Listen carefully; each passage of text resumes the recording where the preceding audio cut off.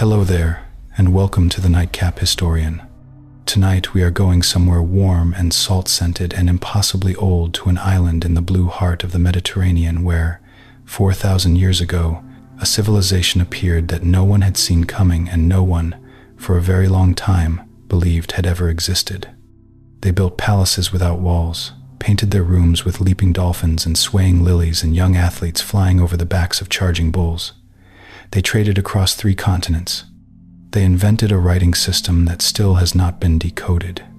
And then, quietly, over centuries, they faded, leaving behind frescoes so vivid they look as though the paint dried yesterday, and a silence so complete that the world forgot them entirely, until a stubborn Englishman with a trowel showed up at the end of the 19th century and found them waiting under the earth. The sound this story begins with is the sound of the Aegean in summer water against stone, warm and rhythmic and patient as breathing. Before we begin, take one slow breath and let it all go. Let your jaw go soft. Let your shoulders drop from wherever they have climbed to during the day. You do not need to hold anything up right now. Let the day loosen its grip. Crete is 4,000 years away and entirely safe, and we are going there together, gently, at the pace of candlelight. You are not at the palace, yet you are at the threshold where every good story begins. Rest here for a moment, and then let's go. If you found your way here tonight, whether you have been a sleepy traveler with us for a long time or this is your very first voyage, we are genuinely honored that you are here. This channel exists for the tired and the curious and the restless who need a softer place to land at the end of the day. If it becomes part of how you rest, please consider subscribing, so that others who need a quieter night might find their way here too. But for now, let's begin. The island of Crete sits in the Mediterranean like the keystone of an arch, and for 1,000 years, it held the ancient world together. Crete occupies a position at the crossroads of 3 continents, Europe to the north, Africa to the south, and the great civilizations of the Near East to the east. Ships moving between Egypt and the Aegean, between the tin mines of Anatolia and the copper sources of Cyprus, all passed through waters that Cretan traders knew. Imagine standing on a Minoan harbor in 1600 BCE, watching the ships come in from half a dozen different coastlines, each one carrying something the island needed or something the island had made to send back out. That was the Minoan world, an island at the center of everything, humming with the commerce of a connected world. The people we call the Minoans never called themselves that. The name came from a man who lived 4,000 years after them. Arthur Evans, the British archaeologist who excavated the Great Palace at Knossos beginning in 1900, reached into Greek mythology and borrowed the name of Minos, the legendary king of Crete who appears in the myths of Theseus and the Minotaur, and applied it to the entire Bronze Age civilization he was uncovering. The Minoans never knew they were Minoans. They had their own name, in their own language, inscribed on clay tablets in a script we still cannot read. What they called themselves in the quiet morning of the world remains their secret. The Minoans emerged from a Neolithic population that had been living on Crete since at least 7,000 BCE, farmers and herders who slowly, over millennia, developed the skills and the surpluses that made civilization possible. By around 3,100 BCE, the Bronze Age had reached the island, and the Cretans began to work metal, to trade more systematically, and to organize themselves into something more complex than villages. The process was not quick or dramatic. It was the slow accumulation of small advantages, a better technique for smelting copper, a more reliable trade route, a harvest surplus large enough to support a potter or a gem cutter instead of sending every person to the fields. Civilizations do not begin with a single brilliant idea. They begin with 1,000 ordinary ones. The Minoans were, among many other things, extraordinary beekeepers. Archaeological evidence from Minoan sites shows the production of honey on a substantial scale, honey that was used as a sweetener, as a preservative, as a medicine, and, in fermented form, as mead. The palace at Knossos stored honey in large ceramic storage jars called pithoi, alongside olive oil, wine, and grain. Picture a Minoan beekeeper walking the flowering hillsides of Crete in the long, warm summer, tending her hives in the thyme-scented air, knowing that the honey she gathered would end up in the palace storerooms, traded perhaps to an Egyptian merchant for lapis lazuli or gold. The sweetness of Bronze Age Crete was real and specific, and smelled like the wild herbs of the Mediterranean hillside. The first Minoan palaces were built around 2000 BCE, and they represent a fundamental shift in how Cretan society organized itself. Before the palaces, the island's communities were relatively decentralized clusters of villages and small towns, each managing its own production and trade. The palaces changed this by creating centralized redistribution systems. Farmers brought agricultural surplus to the palace. The palace stored and managed it, and then distributed it according to need and obligation. The palace was not merely a royal residence. It was a warehouse, an administrative center, a religious complex, and a hub of craft production all at once. The Linear A tablets found at these sites record inventories of goods in meticulous detail: so many jars of oil, so many fleeces, so many amphorae of wine. The palace knew exactly what it had. The island of Crete itself shaped everything the Minoans became. It is a long, narrow island, about 250 kilometers from east to west, dominated by a spine of mountains that reaches over 2,400 meters at its highest point. The northern coast faces the Aegean and the trade routes to Greece and the Cyclades. The southern coast faces the Libyan Sea and, beyond it, Africa. The mountains divide the island into distinct regions, each with its own character and resources, and the sea on both sides offers passage to every direction. A people raised on that landscape would naturally become sailors and traders, not because they chose to, but because the island made that the most sensible response to where they had been born. One of the most striking things about Minoan art is how often it shows people who look genuinely happy. Egyptian art of the same period is formal and hieratic, arranged according to strict conventions of importance and rank.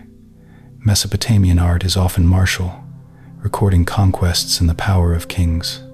But Minoan frescoes show young people playing music, women gathering crocuses in a meadow, fishermen carrying their catch, groups gathered in what appears to be a festive ceremony.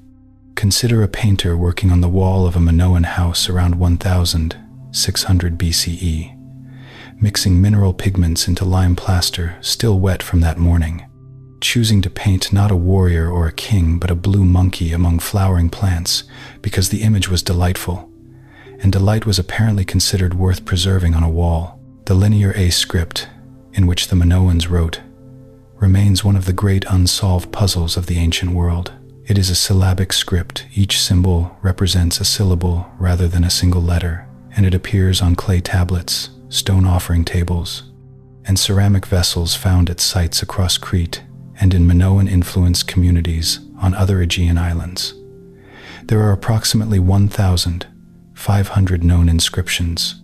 Scholars have identified about 50 to 60 distinct signs, but because we do not know what language Linear A encoded, and because no bilingual key has been found, the tablets cannot be read. Everything the Minoans wrote down, their administrative records, possibly their literature, their religious texts, sits in glass cases in museums, patient and illegible.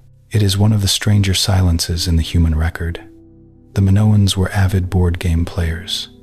Game boards made of ivory and faience have been found at Knossos and at other Minoan sites, some elaborately decorated and clearly belonging to people of means. The game pieces, small carved figures and counters in various materials, suggest games of strategy and chance. We do not know the rules. We do not know the names of the games, but the boards themselves, their craftsmanship, their evident value, the care taken in their making, tell us something about a culture that valued leisure and play enough to put real artistry into its instruments. Somewhere in the palace at Knossos, on a warm afternoon in the Bronze Age, someone was thinking very carefully about their next move. Minoan pottery is among the most technically sophisticated of the Bronze Age world. The distinctive Kamara's ware, named for the cave on the slopes of Mount Ida, where it was first found, was produced during the Middle Minoan period, roughly 1900 to 1700 BCE. and represents a genuine peak of ceramic achievement. It is wheel-thrown pottery, decorated with a light-on-dark technique, white, red, and yellow designs on a black or dark brown ground, with patterns that include stylized flowers, spirals, fish, and abstract geometric forms. The walls of the finest Kamares pieces are sometimes thin enough to be called eggshell-ware, so delicate that light passes through them. Egyptian records from this period describe pottery imported from Crete as being among the finest in the world. We have come through the first part of this story, through the island, and the palaces, and the linear scripts, and the eggshell-thin pottery. Take a breath now. Let your body settle.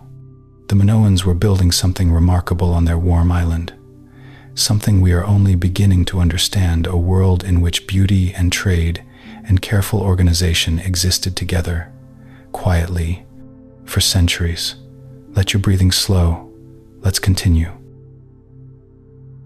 The Palace of Knossos, at its height in the New Palace period, roughly 1700 to 1450 BCE, was one of the largest and most complex buildings in the Bronze Age world. It covered approximately 20,000 square meters. It had at least 4 stories in parts. It contained hundreds of rooms, including throne rooms, storage magazines, ceremonial halls, workshops, bathrooms with sophisticated drainage systems, and light wells that brought daylight deep into the interior.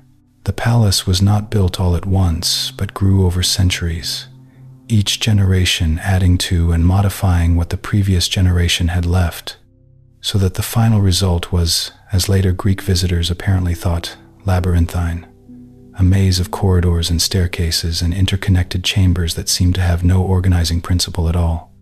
The legend of the labyrinth and the Minotaur may be the Greek mind's attempt to describe a building too complicated to understand.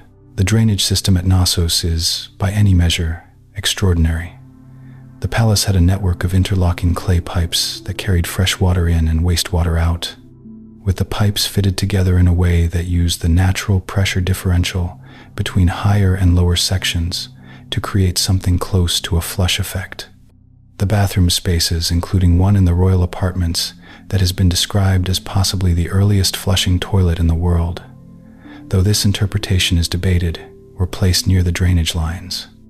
Imagine a Minoan noblewoman in 1600 BCE, conducting her morning routine in a tiled bathroom with running water, while in the Mediterranean world outside her window, most people were managing with considerably less. The Minoans had, in this specific dimension, anticipated a technology that the rest of Europe would not routinely possess for another 3,000 years. The Minoan palace system, for all its sophistication, was not egalitarian. The palaces concentrated wealth and resources in ways that benefited a small elite and the agricultural population of the island.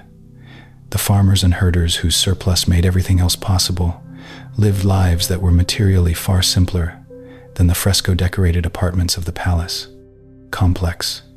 Archaeological excavation of rural Minoan sites shows modest houses, functional pottery, and limited luxury goods.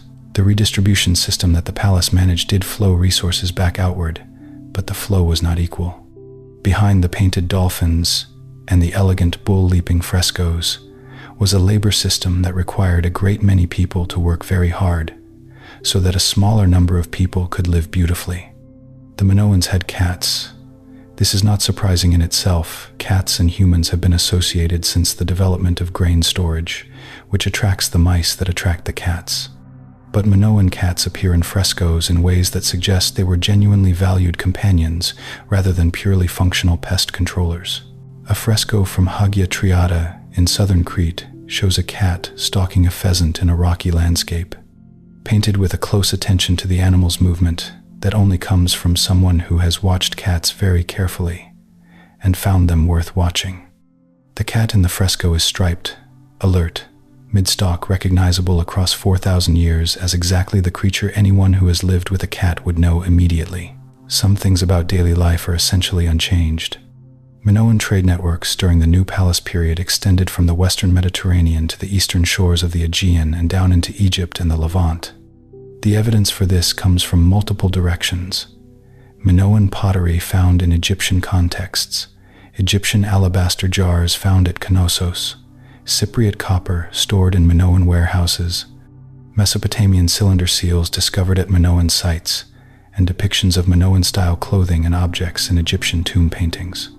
A series of Egyptian frescoes from the New Kingdom tomb of Senenmut show figures described in the inscriptions as Keftiu, the Egyptian name for Crete, carrying elaborate gifts including rhytons, metal vessels, and ingots. The Minoans were not isolated.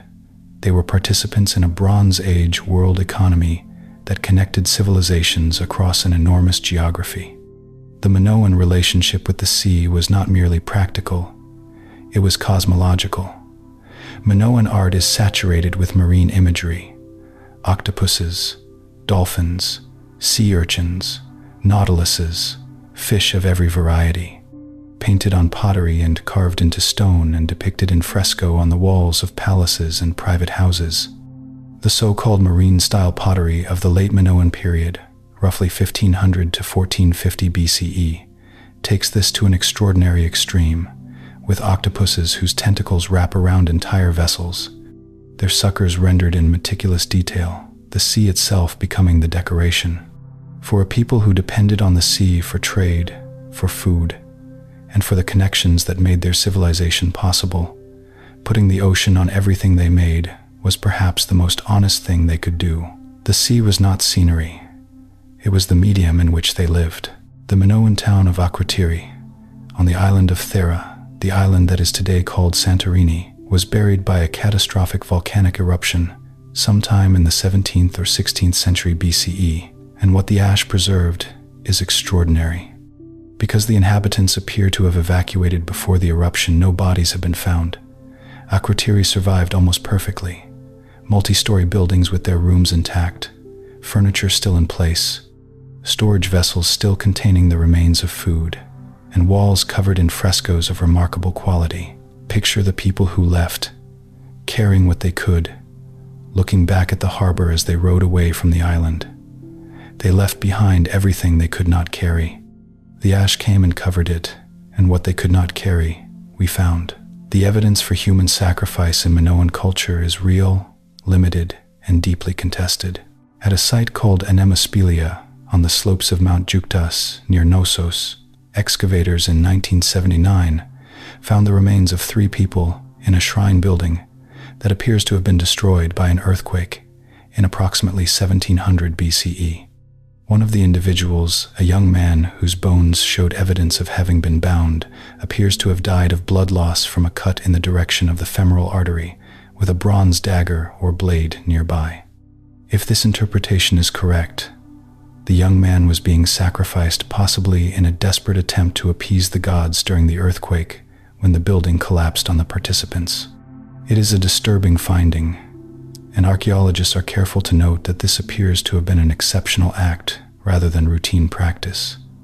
But the evidence cannot be easily set aside. The Minoans were very particular about their hairstyles. Minoan frescoes show both men and women with elaborately arranged hair, long locks, carefully curled or braided, with some strands falling in specific ways, and arrangements that would have required considerable time and skill to produce. The men in bull-leaping frescoes wear their hair in a distinctive style, with locks arranged behind the ears and falling along the jaw. Women appear with hair dressed in complex configurations, sometimes with flowers or other ornaments woven in. The effort invested in these arrangements tells us something about a culture that took personal appearance seriously enough to record it in paint on palace walls. Someone in Minoan Crete was a very skilled hairdresser, and someone else had the leisure to sit for them. The Minoan economy was organized around the management of agricultural surplus, and the 3 primary commodities were olive oil, wine, and grain. Crete's climate and terrain are well suited to all 3.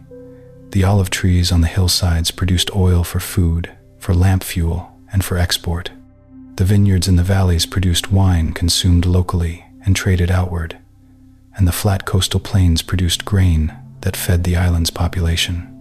The palace complexes contained enormous storage areas. The storerooms at Knossos could hold hundreds of the large clay pithoi storage jars, each one containing hundreds of liters of oil or wine or grain.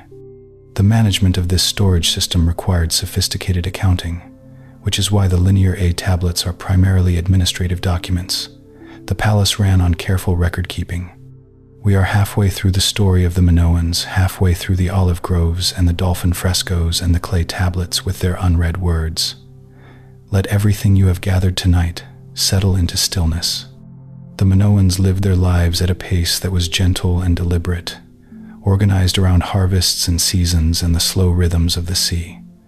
Let your breathing take on something of that pace.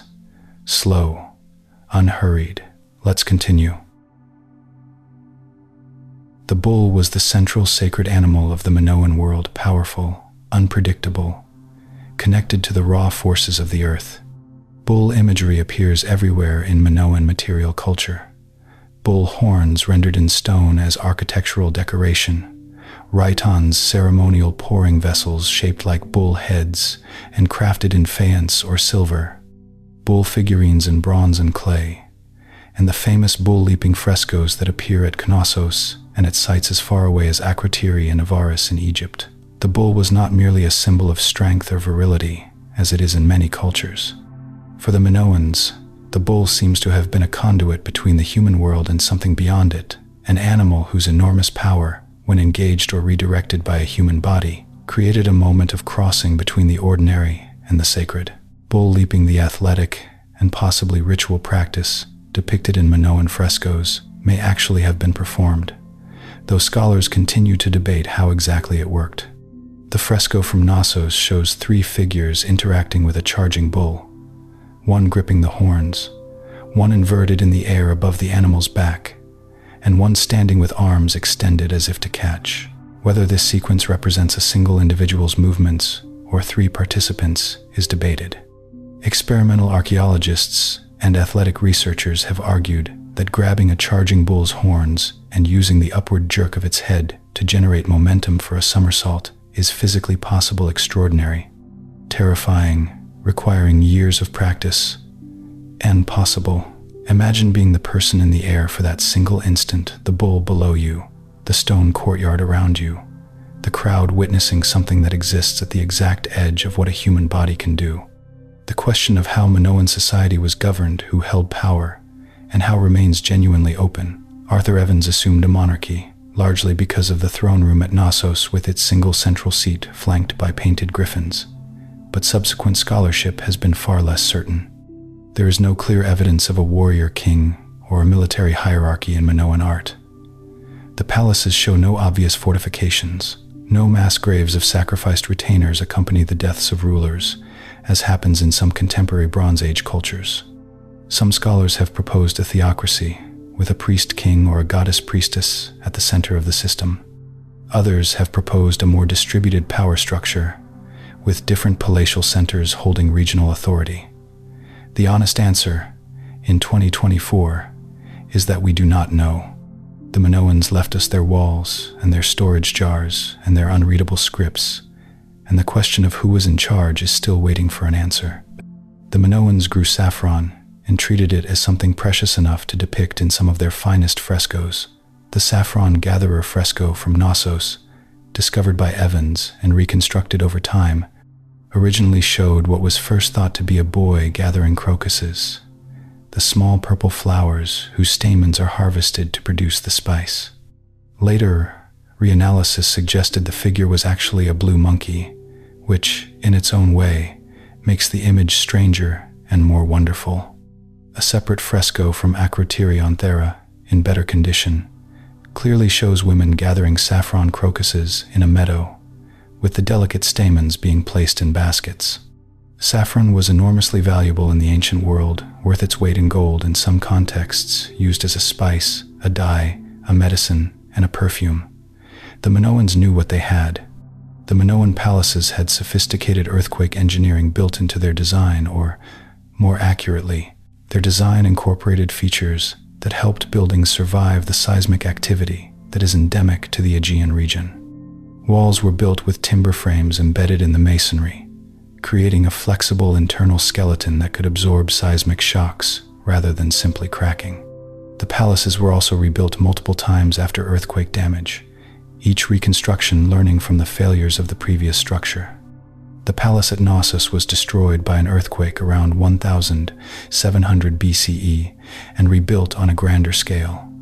Minoan builders were not passive victims of the seismic landscape they inhabited. They were active learners, adapting their techniques over generations in response to a geological reality that could not be avoided. The Minoan world at its height, roughly 1700 to 1500 BCE, was a genuine thalassocracy, a sea empire, or at least a sea network, in which control of maritime trade routes translated into cultural and economic dominance across a wide region. Minoan cultural influence, what archaeologists call Minoanization, spread to the Cycladic Islands, to parts of mainland Greece, to Rhodes and Cyprus, and the coasts of the Levant. This was not military conquest in any straightforward sense. It was the kind of influence that follows from being the source of the most desirable goods, the best ships, the most sophisticated artistic style, the most reliable trade relationships. The Minoans spread not by force but by attraction, by being, for several centuries, the most sophisticated civilization in the room. The women of Minoan society appear, in the archaeological and artistic record, with a prominence and apparent agency that distinguishes the Minoans from almost every other Bronze Age culture. Women are depicted in Minoan frescoes in positions of ritual authority, presiding over ceremonies, leading processions, receiving offerings. The snake goddess figurines, small Phaean statuettes of a woman holding snakes, found at Knossos and believed to represent a significant religious figure, show a female form as the central image of divine power. Evans used this as evidence of a matriarchal society, an interpretation that later scholars have found overstated. But the evidence does consistently suggest that Minoan women had roles in public and religious life that were more visible and more significant than those of their contemporaries in Egypt, Mesopotamia, or mainland Greece. Whatever the exact social structure was, it was not one in which women were invisible. The first destruction of the Minoan palace system, around 1700 BCE, remains only partially explained. Multiple palace sites across Crete, Knossos, Phaistos, Mallia, Zakros show evidence of destruction by fire in a relatively short period. The cause is debated. Earthquake is the most commonly proposed explanation, and the Aegean is certainly seismically active enough to make this plausible. Some scholars have proposed internal political upheaval, or a combination of earthquake followed by looting or fire. What is notable is not just the destruction but what followed. The palaces were rebuilt on an even grander scale, and the civilization that emerged from the destruction was, in many ways, more elaborate and more connected than the one that preceded it. The crisis, for the Minoans, became the occasion for reinvention. The Minoans made exquisite jewelry, and some of it has survived in conditions that allow us to appreciate it at very close range. The Aegina treasure, a group of gold objects found in the 19th century on the island of Aegina, but now believed to be of Minoan origin, includes a pendant known as the Master of Animals, showing a human figure flanked by geese, rendered in gold with a level of detail and refinement that is genuinely breathtaking. The goldwork techniques used granulation, filigree, repoussé were already highly advanced. A Minoan goldsmith working around 1700 BCE was solving technical problems in precious metal manipulation that many later cultures would take centuries to match. The pendant fits in the palm of a hand. It contains a universe of skill. The Minoan peak sanctuaries, religious sites placed on mountain summits throughout Crete, offer a different window into Minoan religious life than the palace shrines. These outdoor sanctuaries, typically located on prominent peaks, visible from the surrounding landscape, received enormous quantities of clay votive offerings, figurines of humans, of animals, of body parts. The body part votives, miniature clay feet, hands, arms, and internal organs, suggest a practice of appealing to divine power for healing, similar to practices found in many later religious traditions. The sheer quantity of votives at some peak sanctuaries, tens of thousands of fragments from a single site, indicates sustained, popular religious activity over long periods. The peak sanctuaries were not elite institutions. They were accessible to ordinary Minoans, who climbed the mountains and left their prayers in clay.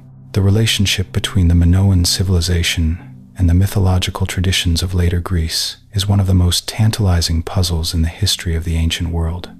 The myth of the Labyrinth and the Minotaur, in which the Athenian hero Theseus travels to Crete, enters an enormous underground maze, kills the bull-headed monster within, and escapes with the help of the Cretan princess Ariadne, almost certainly encodes a memory of Minoan Crete. The labyrinthine palace at Knossos, the bull imagery, the powerful Cretan kingdom that demanded tribute from mainland Greeks, all of these elements map onto the archaeological reality of Minoan civilization in ways too specific to be coincidental. The Greeks who told the myth of Theseus were, without knowing it, remembering a real place and a real power that had shaped the world their own civilization grew from. The Minoan dead were buried with care and with ceremony. Early Minoan burial practices involved communal ossuaries, small, circular stone buildings called tholoi, in which the bones of many individuals were placed together, suggesting a community of the dead that mirrored the community of the living. Later, individual burial in stone-lined pits or in clay larnates, terracotta coffins, often decorated with scenes of mourning or of the afterlife, became more common.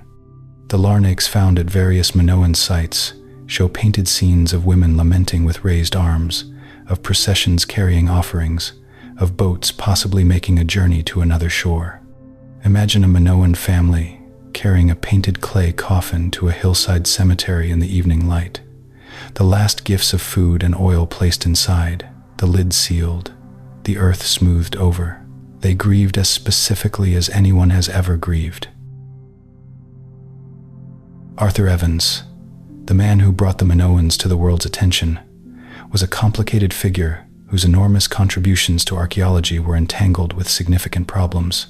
Evans did not merely excavate Knossos, he reconstructed it. Using reinforced concrete and modern pigments, he rebuilt parts of the palace to what he believed their original appearance had been, filling in missing frescoes, reconstructing collapsed upper stories, adding what he imagined had been there. Some of his reconstructions were based on solid evidence. Others were imaginative interpretations that have since been revised or rejected by later scholars. The result is that the palace visitors see today at Knossos is partly ancient Minoan and partly early 20th century Evans, and separating the two layers is genuinely difficult. His vision of a peaceful, aesthetically refined, goddess-worshipping civilization shaped how the Minoans have been imagined ever since, in ways not entirely supported by the evidence. The Minoans played a musical instrument that appears in their frescoes and was likely common in palace life, a type of double flute, or aulos, in which two pipes were played simultaneously, one possibly providing a drone and the other a melody. Fragments of actual musical instruments, bone pipes, and shell trumpets have been found at Minoan sites. Music appears to have accompanied religious ceremonies, athletic events, and probably everyday social life. Imagine a Minoan festival evening. The smell of burning herbs and olive oil, the sound of double pipes carrying across a courtyard where people had gathered for something that required music. The specific notes are gone. The impulse to fill a warm night with sound persists across every culture in human history, including this one. The Minoan fresco technique was technically demanding and required working quickly. True fresco, buon fresco, involves applying pigment to wet lime plaster, so that as the plaster dries, the pigment bonds chemically into the surface and becomes essentially permanent. This means the painter had to work in sections, completing each area before the plaster beneath it dried, typically within a day's working period. Planning was essential. The composition had to be mapped out in advance, either on the plaster before it dried with incised lines, or from a model or template, because there was no room for extended deliberation in the moment of painting. The extraordinary vividness of surviving Minoan frescoes, their blue-greens and warm reds and stark whites, still saturated after 3,500 years, is partly a function of this technique, which locked the color into stone. The Minoan eruption of the volcano on Thera, one of the largest volcanic events of the last 10,000 years, sent an estimated 60 cubic kilometers of material into the atmosphere and created a caldera that reshaped the panned island entirely. The eruption, which radiocarbon dating places most likely around 1628 BCE, though the precise date remains debated, would have generated tsunamis that swept the Cretan coastline, deposited thick ash across the eastern Mediterranean, and sent shockwaves of sound audible thousands of kilometers away. The ash cloud would have darkened the sky over a vast area, disrupted agriculture for seasons, and disrupted the maritime trade networks that the Minoan world depended on. Thera was a key waypoint in those networks. Its destruction removed a vital node. The eruption alone did not end the Minoan civilization, but it may have been the first in a series of destabilizations that eroded the foundations of what had seemed permanent. The residents of Akrotiri on Thera appear to have received some warning of the eruption and evacuated. The absence of human remains, and the absence of metal objects, things people would carry with them, suggests an organized departure rather than a sudden catastrophe. Someone made a decision, communicated it, and the community left. We do not know where they went. The survivors of Akrotiri, hundreds or possibly thousands of people, must have arrived somewhere, must have told their story, must have tried to make sense of what they had witnessed. Their descendants may have continued living in the Aegean, the memory of the burning island becoming a story told to children on evenings when the horizon glowed. They are invisible in the historical record, but they were real, and they remembered. Around 1450 BCE, the Minoan palace sites, with the notable exception of Knossos, were destroyed in a wave of damage that archaeologists can identify across the island. The cause of this destruction wave is debated with unusual intensity. The leading hypotheses include the Theran eruption and its aftereffects, internal revolt, drought, and famine, and most significantly, Mycenaean Greek invasion from the mainland. The evidence for Mycenaean presence at Knossos after 1450 BCE is strong. The Linear B tablets found there encode Mycenaean Greek, not the Minoan language of Linear A. Whatever happened around 1450 BCE, Knossos survived and the other palaces did not, and Knossos subsequently appears to have been administered by speakers of Mycenaean Greek. This is not a comfortable transition. It looks like conquest, or at least a fundamental political transformation in which the Minoans lost control of their most important site. The Minoans apparently played a game involving a stone vessel and a system of capture, what may have been an early form of the game called Mancala, still played across Africa and Asia today. A game board carved into the threshold of one of the rooms at Knossos, with shallow cups arranged in rows, has been interpreted as a game board of this type. If this interpretation is correct, then the people who walked the corridors of the palace at Knossos 4,000 years ago were playing games whose descendants are still played today, in villages from Madagascar to India. The rules carried forward in the hands of players who never knew they were preserving something from the Bronze Age. The Minoan script system evolved over time in ways that archaeologists can trace through the archaeological record. The earliest Minoan writing, dating from around 2100 to 1800 BCE, is a hieroglyphic script symbols that appear to be pictographic in origin, representing objects or concepts through simplified images. This gave way to Linear A, a more abstract syllabic script, around 1800 BCE. Linear A was then adapted by the Mycenaean Greeks to write their own language, producing Linear B, which was deciphered in 1952 by a young British architect named Michael Ventris, who worked out that it encoded an early form of Greek. The decipherment of Linear B tells us about the Mycenaean administration of Crete, but very little about the Minoan language underneath, because the alphabet was borrowed without the original language. The vessel was taken. What it had contained was left behind. We have moved through the heart of the Minoan story, through the palace and the volcano and the writing systems and the slow shadow of the Mycenaeans beginning to fall across the island. Let everything slow. Let your body find its weight again. The Minoans lived in a world of sunlight and sea and extraordinary beauty, and also in a world of real uncertainty, real loss. That is what makes them human and real and worth remembering. Take a breath. Let's continue. The Minoans exported olive oil on an almost industrial scale. Large Minoan transport jars amphorae have been found across the eastern Mediterranean, from the Levantine coast to the Nile Delta, their contents identifiable through residue analysis as olive oil. The olive groves of Crete were a strategic resource of enormous value. Olive oil was food, fuel, medicine, perfume base, and a medium of exchange in a world without coinage. The palace at Knossos administered the olive harvest through the redistribution system, collecting oil from producers across the island and managing its storage and export.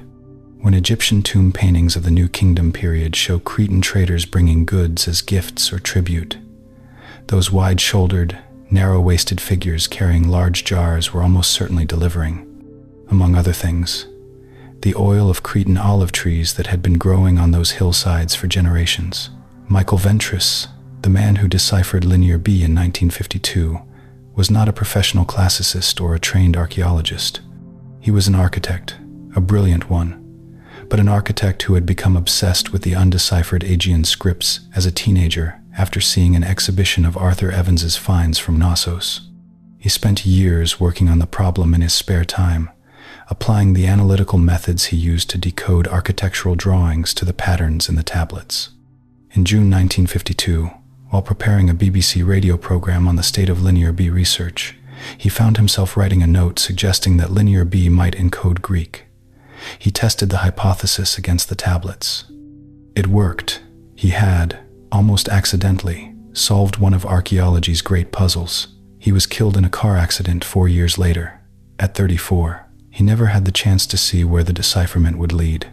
The fall of the Minoan palatial civilization was not a single event but a process, a slow unraveling across perhaps a century or two, driven by multiple factors operating simultaneously.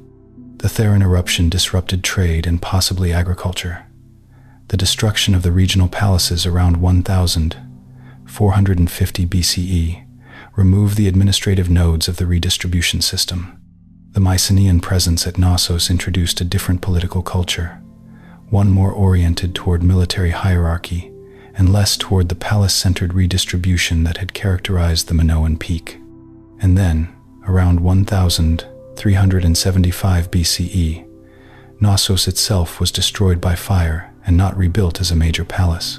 What had taken 1,200 years to build the Minoan world, the palaces, the trade networks, the distinctive artistic tradition collapsed in stages over a relatively brief period, leaving only the frescoes under the soil and the myths in the Greek imagination. The Minoans kept monkeys, not merely painted them on walls, but actually kept live monkeys, possibly blue vervet monkeys from North Africa or Egypt, as exotic animals associated with the palace and with religious life. Blue monkeys appear in frescoes at both Knossos and Akrotiri, depicted with care and apparent affection, associated with saffron gathering and possibly with sacred spaces. The presence of monkey imagery across multiple Minoan sites, in contexts that are clearly not incidental, suggests that these animals were meaningful, perhaps gifts from Egypt or the Levant, perhaps associated with a goddess or a deity, perhaps simply wonderful enough in themselves that people who encountered them could not help but paint them on walls. A live monkey in a Bronze Age Cretan palace would have been something. An entire room painted with blue monkeys, as exists at Akrotiri, is something more. Minoan metalwork reached extraordinary levels of technical achievement during the New Palace period. The Minoans worked gold, silver, bronze, and lead with a range of techniques including casting, hammering, chasing, engraving, and the complex process of granulation in which tiny spheres of gold are fused to a gold surface without solder, using a technique that modern jewelers have struggled to fully reproduce. The gold cups found at Vafeo in mainland Greece, now believed to have been made in Crete, or by Minoan-trained craftsmen, show bull-catching scenes in repoussé work of astonishing quality. Each scene, rendered in metal, with the same vigorous, energetic style that characterizes Minoan fresco painting. The same visual vocabulary, the same sense of captured movement, the same delight in the body and motion appears in gold as in plaster, 3,000 years before anyone thought to connect them. The Minoan world was one of the first in which the concept of international diplomacy was practiced in something approaching a recognizable form. The exchange of gifts between Minoan rulers and the pharaohs of Egypt, the kings of the Levantine city-states, and the rulers of Anatolia functioned as a kind of formal communication between equals, each gift carrying a message about the status, wealth, and friendly intentions of the sender. A silver bull's head rhyton sent from Crete to Egypt was not merely a pretty object, it was a declaration. We are sophisticated, we are wealthy, we wish to continue our relationship. The gift exchange system of the Bronze Age world was the diplomatic language of its time, and the Minoans were among its most skilled practitioners.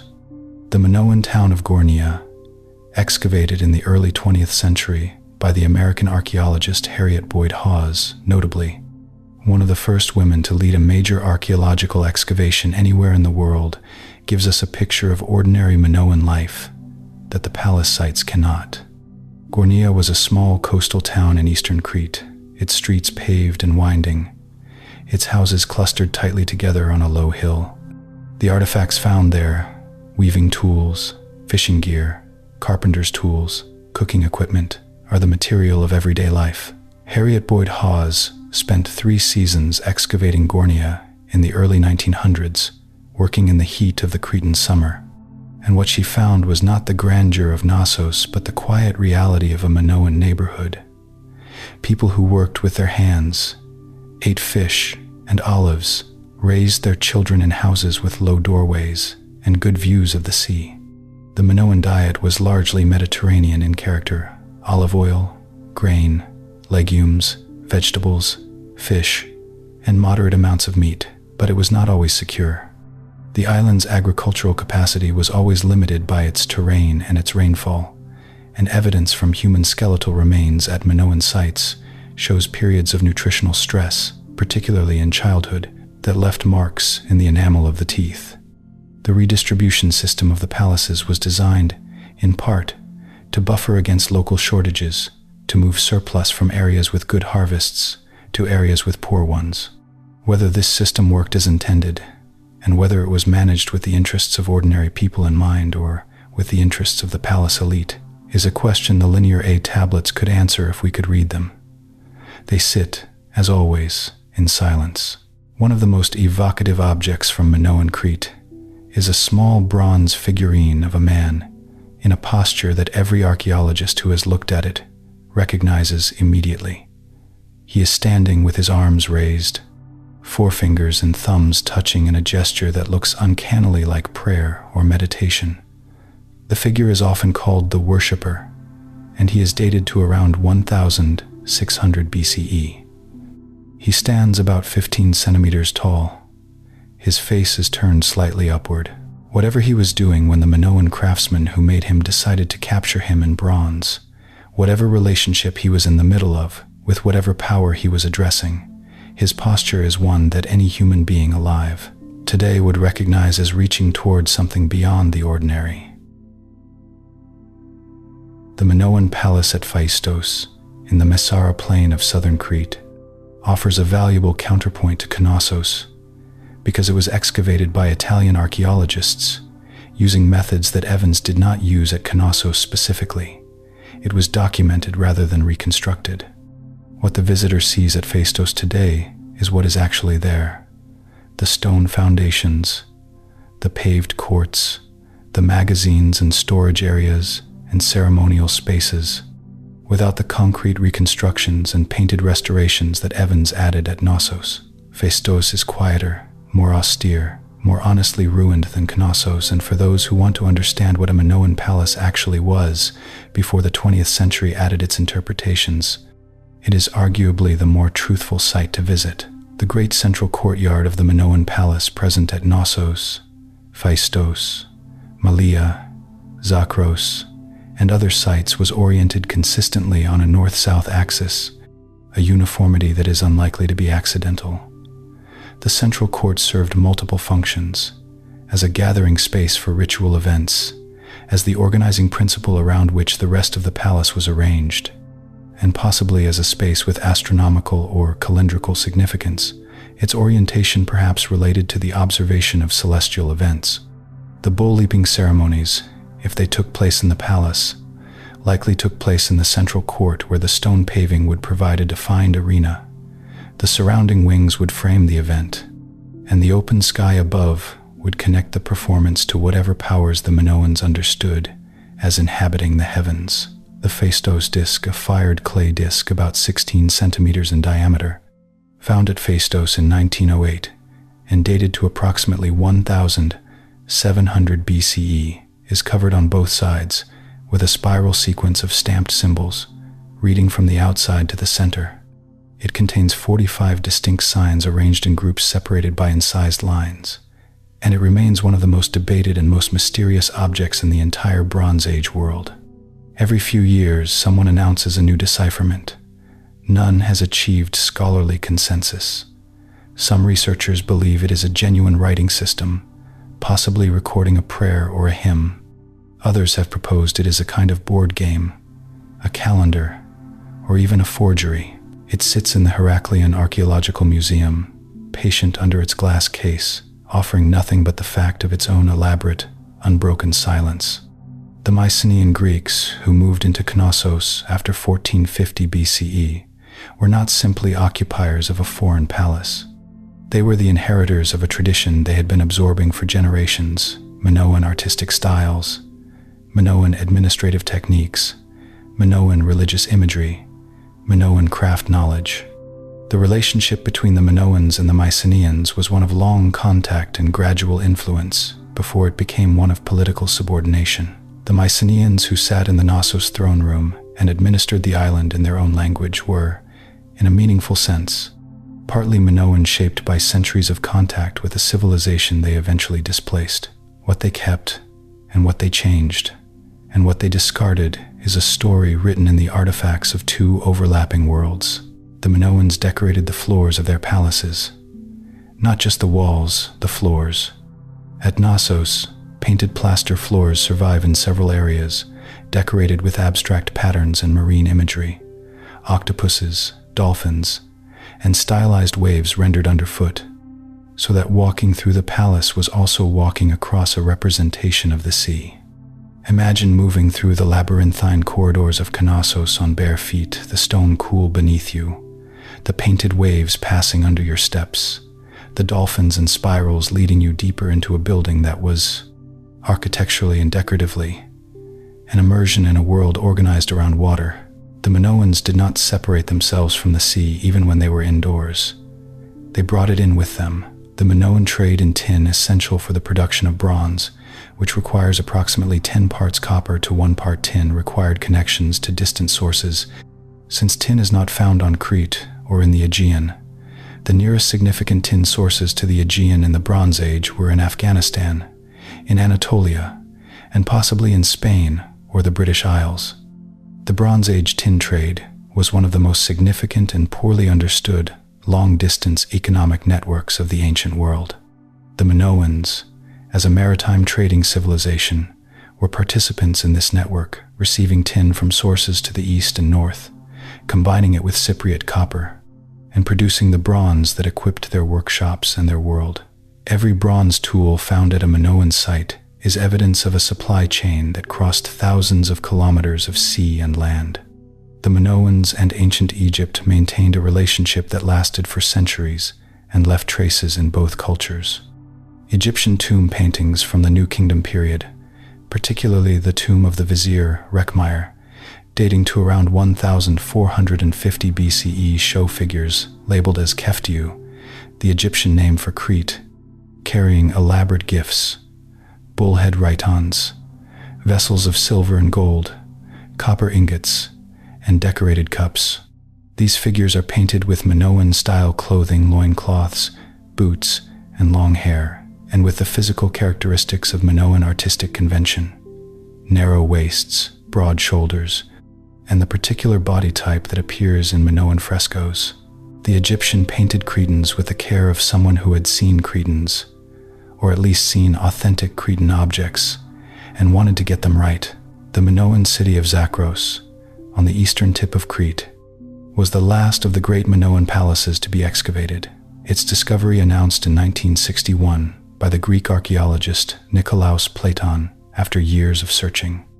Unlike the other palaces, Zakros had not been systematically looted in antiquity when its occupants left, apparently in haste during the destruction that ended the palatial period.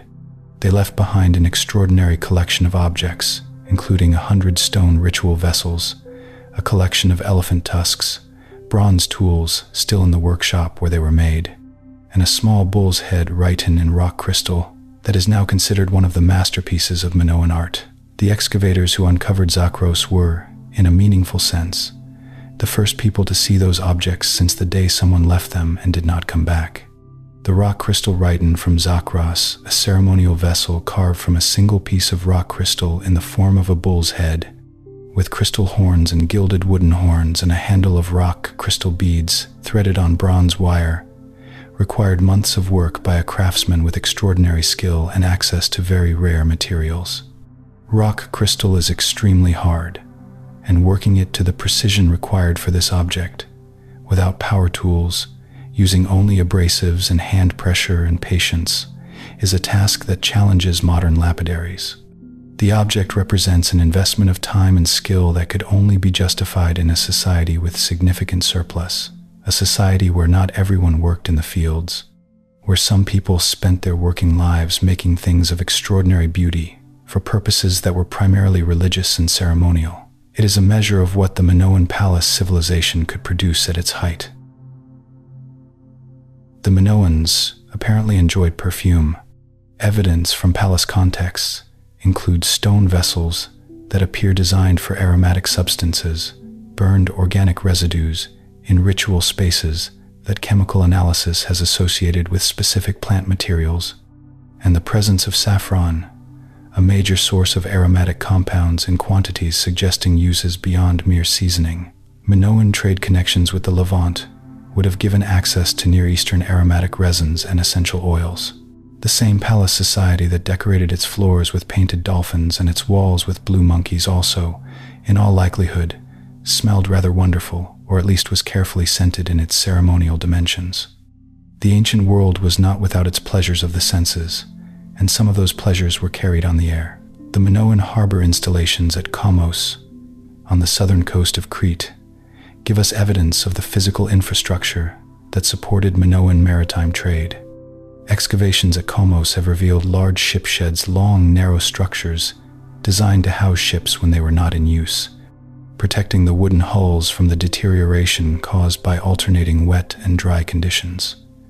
The Knossos ship sheds are among the earliest known purpose-built maritime infrastructure in the Mediterranean, and their scale suggests a substantial and regular sea trade organized from the Cretan south coast into the Libyan Sea and toward Egypt and the Levant.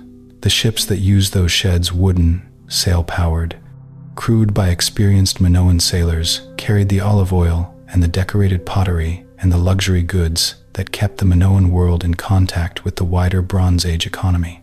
The Minoan goddess or goddesses, since it is unclear whether multiple female divine figures represent different deities or aspects of a single one, stands at the center of a religious tradition that we understand only in outline.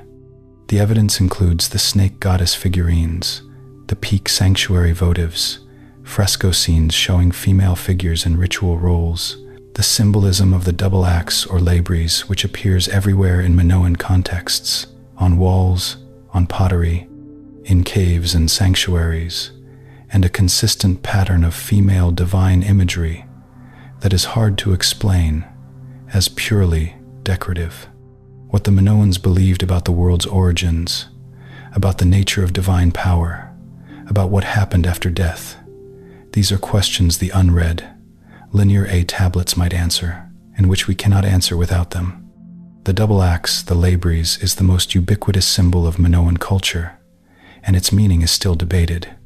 It appears incised on stone blocks at Knossos, in giant bronze form as cult objects in cave sanctuaries, on pottery, on seal stones, in fresco contexts associated with ritual. Some scholars interpret it as a symbol of divine power or sacrifice the axe that kills the bull. Others have suggested it is a symbol of the butterfly, whose life cycle, metamorphosis, death, resurrection maps onto themes of renewal in Minoan religion. Still others see it as a symbol of the sun or of bilateral symmetry as a cosmic principle. Whatever it meant something significant enough to put on everything. The symbol survived even when the civilization that created it did not. The word labyrinth itself may derive from Labres, the palace of the double axe. The final destruction of Knossos, around 1375 BCE, ended the last major Minoan palace. The cause is, again, disputed. A great fire consumed much of the palace complex, and it was not rebuilt as an administrative center afterward. Some scholars attribute the fire to Mycenaean political instability, a change in the ruling dynasty, or a revolt against Mycenaean control. Others have proposed continued Minoan resistance to Mycenaean occupation. The linear B tablets that were baked by the fire and thus preserved were the last administrative records of the palace, a final inventory of jars and wool and chariots and military equipment, the mundane business of an administration that did not know it was writing its last entries. The fire that destroyed the records preserved them. History, again, saved by accident. The Minoans were among the first people in the world to use a wheeled potter's wheel, and the effects on their ceramic production were profound. The kick wheel, in which a lower disc is kicked to spin the upper working surface, allowed Minoan potters to produce vessels with the thin, even walls and the precise symmetry that defined the best Minoan pottery. The speed and consistency this enabled meant that pottery could be produced more quickly, in greater quantities, and to higher standards of uniformity than hand building allowed. An individual Minoan potter at a wheel, working in a palace workshop, could produce in a day what would take several days by hand, and the result was recognizably Minoan, conforming to the standards of a tradition, rather than the more variable product of individual hand building. Craft production at this scale requires both skill and standardization, and the wheel provided both. The Minoan economy used a weight system for measuring precious commodities, silver, gold, bronze, that has been partially reconstructed from the lead weights found at palace sites. The standard Minoan unit of weight appears to have been compatible with weight systems used in Egypt and the Near East, which allowed for direct comparison during trade transactions between Minoan merchants and their foreign counterparts. Standardized weights are one of the defining infrastructural features of a trading economy. Without them, every exchange requires the negotiation of an ad hoc standard, and commerce becomes enormously inefficient. The Minoans, as one of the Bronze Age world's major trading powers, needed weights that both sides of any transaction would accept. Their weights indicate they had them, and that those weights were designed to function in an international context. The memory of the Minoans did not entirely disappear from the Greek tradition after the civilization itself collapsed. It was preserved, transformed, mythologized, retold in the stories that the Greeks told about their own origins and about the divine powers that had shaped the world before their civilization existed. Zeus himself, in the oldest strands of Greek mythology, was born in a cave on Crete, Mount Ida, or Mount Dicte, depending on the source. The island that had once been the center of Aegean civilization became, in Greek myth, the birthplace of the king of the gods. That is not an accident. The Greeks sensed, in the ruins and the stories, that something important had existed on Crete before they arrived, something worth honoring in the vocabulary their own religion provided. The Minoans left no written account of their own history, or if they did, it sits in linear A and cannot be read. What they left instead is the physical reality of how they lived. The bones in their cemeteries, the residues in their storage jars, the wear patterns on their tools, the animal bones in their middens, the pollen trapped in their ancient soils. Archaeology is the reading of material evidence left by people who did not think of themselves as leaving evidence. A Minoan potter who cracked a jar and threw it away was not thinking about future historians. A Minoan merchant who tallied amphorus on a clay tablet and then baked the record was not planning to leave it for us. They were simply living their lives, and the traces of those lives, accidental, partial, stubbornly real, are all that remain. The Bronze Age collapse of around 1200 BCE, a wave of destruction and system failure, that brought down or severely weakened civilizations across the eastern Mediterranean, from the Hittites in Anatolia to the Mycenaeans in Greece to the cities of the Levantine coast, arrived as the final blow for whatever remained of the Minoan cultural tradition. By this point, the distinctive Minoan palace civilization had already been absorbed into the Mycenaean world for 2 centuries. The Bronze Age collapse did not end something that was still flourishing. It swept away what was already a shadow. When the Greek Dark Ages settled over the Aegean, the long period of reduced population, reduced trade, and reduced complexity that followed the collapse, the Minoans were already a memory, and not even a remembered memory. They were simply gone. Some of the most evocative Minoan objects are the tiniest. The seal stones, carved from semi-precious materials, amethyst, cornelian, agate, lapis lazuli, in the form of small rings or lentoid shapes, with intricate designs on their flat faces. These designs, animals in motion, ritual scenes, divine figures, abstract symbols were pressed into clay to leave an impression, functioning as a signature or a mark of authentication on sealed containers and documents. The carving of a seal stone, which might be no more than 2 centimeters across, required eyesight and motor control and artistic judgment at a scale that challenges modern engravers working with magnification. The Minoan gem carver who designed and executed a scene of a lion attacking a bull in the space of a hazelnut had a relationship to miniature that is, in its precision and its ambition, genuinely extraordinary. The Minoan town of Malea, on the north coast of Crete, east of Knossos, has been excavated by French archaeologists since the 1920s and provides valuable comparative data for understanding the Minoan palatial system. Malea's palace was smaller than Knossos but followed the same general organizational principles: central court, storage magazines, ceremonial areas, and workshop spaces. The town around the palace at Malea is particularly well preserved, allowing archaeologists to study the relationship between the palace and the residential and commercial areas that surrounded it. A structure known as the Agora at Malea, a large, open-roofed building with stone benches, may have served as a meeting place or marketplace. The spatial relationship between the palace, the town, and the agricultural hinterland at Malea gives us a model for how the Minoan palatial economy articulated with the lives of ordinary people. The Minoans were the first civilization in Europe, the first complex, urban, literate, artistically sophisticated, long-distance trading society that developed on European soil. Every subsequent European civilization has something of the Minoans in its foundations, mediated through the Mycenaeans and then through the classical Greeks, the fresco tradition, the palace architecture, the maritime economy, the seal stone imagery that fed into later artistic vocabularies. The Greeks who built the Parthenon were, in a chain of inheritance that goes back through a dozen intermediate links, building on a tradition that began in the palace workshops of Minoan Crete. The Minoans did not know they were Europe's beginning. They were simply living their lives, doing what made sense given where they were and what they had. That is true of every beginning.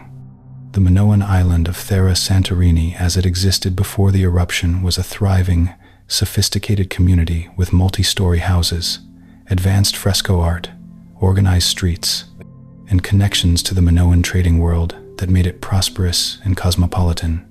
The people of Akrotiri were not provincial outpost dwellers.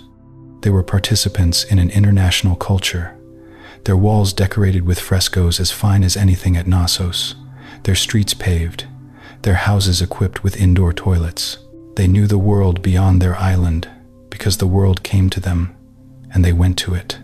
Picture an Akrotiri merchant on the morning before the first signs of the eruption, loading a ship in the harbor, checking cargo, speaking with a captain about the weather, thinking about the return voyage. An ordinary morning at the edge of the end of a world. The question of whether Minoan Crete was peaceful, the notion, originating largely with Arthur Evans, of a Pax Minoica, a Minoan peace maintained by naval power and the absence of land-based military threats, is one of the most contested interpretations in Aegean archaeology. Evans emphasized the unfortified nature of the Minoan palaces as evidence of peaceful conditions.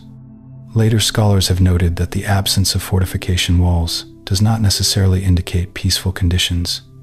It may indicate effective naval deterrence, or simply a different strategic reality. And the evidence of weapons, bronze, swords and daggers, arrowheads, spearheads from Minoan sites is real. The Minoans were not obviously militaristic in their art and architecture. They were not obviously pacifist in their material culture. The truth, as always, is somewhere in the middle ground, where the evidence actually sits. The Minoans imported obsidian from the island of Melos in the Cyclades for thousands of years, beginning in the Neolithic period and continuing through the Bronze Age. Obsidian volcanic glass makes edges of extraordinary sharpness and was used for cutting tools and blades before metal became widely available. The obsidian from Melos is chemically distinctive, and its presence at sites across the eastern Mediterranean is one of the clearest indicators of early long-distance exchange networks. Minoan Crete received Melian obsidian as part of a trade relationship that predated the palace system by millennia. By the time the palaces were built, the obsidian trade was already ancient, a habit of exchange woven into the economic fabric of the Aegean, before anyone had thought to write down what they were doing or why. The Minoan palatial textile industry was one of the most significant in the ancient Mediterranean world. The Linear A and Linear B administrative tablets from Cretan sites record enormous quantities of wool, the raw material for the woolen textiles that Crete apparently produced and exported. Sheep were managed on a large scale, their wool shorn, processed, spun, and woven into cloth that was traded outward. Some of this cloth may have been decorated with the distinctive Minoan patterns visible in fresco clothing depictions. Elaborate, woven or embroidered designs in multiple colors, including geometric patterns and naturalistic motifs. The production of these textiles required skilled weavers, organized labor, and access to dyes, including the expensive and labor-intensive purple dye derived from murex sea snails that were traded across the Mediterranean world. Minoan civilization occupied a precise moment in the history of the world, late enough that complex society was possible on a Mediterranean island, early enough that the connections and the resources and the particular geography of the Aegean produced something that had not existed before and would not exist again in quite the same form. It flourished in the space between the river valley civilizations of the Near East, Egypt, Mesopotamia, and the continental civilizations of Europe that would come later. It was, in a geographical sense, neither one nor the other, but an island thing, a maritime thing, a civilization of ships and harbors and painted dolphins shaped by water on every side, and by the knowledge that the world and its abundance lay just over the horizon in multiple directions at once. Harriet Boyd Hawes, who excavated Gornia in the early 1900s, was 28 years old when she began her work at the site. She had trained in classical archaeology, secured her own funding, hired her own workforce, and managed the excavation with professional rigor at a time when women were rarely given the authority to lead anything, let alone a major archaeological project. Her publication of the Gornia site remains a standard reference. She went on to serve as a nurse in the Greco-Turkish War, then returned to academic life. Her contribution to our understanding of ordinary Minoan life, the non-palatial Minoans, the people who worked with their hands in a small coastal town, was fundamental. She gave archaeology to the Minoans who were not kings, and that is a gift of a particular and necessary kind. The Minoan world, in the centuries before its final collapse, was changing in ways that made it increasingly difficult to sustain what had made it distinctive. The trading networks that had connected Crete to Egypt and the Levant were disrupted by the Bronze Age system's collapse that began in the late 13th century BCE. The agricultural base of the island, always marginal in relation to the palace system's demands, was subject to climatic pressures. The Mycenaean cultural overlay had transformed the upper layers of Cretan society. By the time Knossos burned for the last time, the conditions that had made Minoan civilization possible had been eroding for generations. What fell was not a flourishing civilization struck down in its prime, but one that had already been significantly altered from what it had been at its height. A different thing, wearing the forms of what had been. The snake in Minoan religion was not a creature of evil or danger, but of healing, renewal, and the chthonic powers of the earth. The snake goddess figurines hold their snakes with ease, Even with apparent affection, the snakes wound around their arms and hold up at the level of the face, alert and awake, but calm. In the ancient Mediterranean world, the snake, which sheds its skin and appears to be reborn, was widely associated with renewal and with the powers that lay beneath the earth. For the Minoans, whose island sits on seismic fault lines that periodically shake the ground beneath their feet, the connection between underground powers and the snake that emerges from underground crevices must have seemed obvious and profound. The goddess who holds the snakes is not afraid of what lives under the earth. She is on speaking terms with it. The Minoan script, Linear A, has been partially analyzed through comparison with Linear B, which was deciphered in 1952. Because Mycenaean Linear B was adapted from Minoan Linear A, many of the sound values of the Linear B signs can be applied tentatively to the corresponding Linear A signs, suggesting phonetic readings for at least some of the Linear A text. The difficulty is that knowing how the signs were likely pronounced tells us nothing about what the words meant, because the underlying language, the language the Minoans spoke, is not Greek and is not related to any other known language family. There are occasional apparent loanwords, technical terms absorbed from Minoan into Mycenaean Greek that give tiny footholds, but the vast majority of what the Linear A tablets say remains. After a century of effort, beyond reach, the language died with the people who spoke it. The memory of the Minoans was recovered in stages, each stage adding another dimension to the picture. Heinrich Schliemann found Troy and then Mycenae in the 1870s and 1880s, revealing the Bronze Age world that Homer's epics had preserved in mythological form. Arthur Evans spent 30 years excavating Knossos beginning in 1900, revealing the civilization that predated the Mycenaeans and shaped them. The decipherment of Linear B in 1952 revealed the administrative reality behind the palatial system. The excavation of Akrotiri, beginning in 1967, added a perfectly preserved Bronze Age town. Each decade brings new findings, new isotope analyses, new radiocarbon dates, new satellite surveys, new underwater archaeology. The Minoans have been being found for more than a century, and the finding is not yet finished. The Palace of Knossos today receives more than 1 million visitors a year, making it one of the most visited archaeological sites in the world. They come from every country, walking the same reconstructed corridors where Minoan administrators once tallied their storage jars, standing in the throne room where a stone seat sits flanked by painted griffins, looking at a fresco of dolphins swimming in permanent painted water. The visitors are bringing something to the site that the Minoans could not have predicted, the continued act of attention that keeps a vanished civilization from being entirely forgotten. A child who visits Knossos and remembers the dolphins will carry something of the Minoans into a future the Minoans could not have imagined. Memory is not passive. It requires the living to keep doing it. The Minoans had no word for themselves that has survived. Their name for their island, their name for their civilization, their name for their gods, all of it is locked in the unread script. The name Minoan is Arthur Evans's invention, borrowed from Greek myth, applied to a people who lived and died and governed a brilliant maritime civilization without any awareness that they would one day be named for a legendary king in another people's mythology.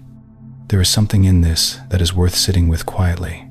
The possibility that the names we give to vanished peoples, the names by which we remember them, study them, write books about them, are never their own names. They are the names of those who survived, projected backward onto the ones who did not. The Minoans called themselves something. We will likely never know what.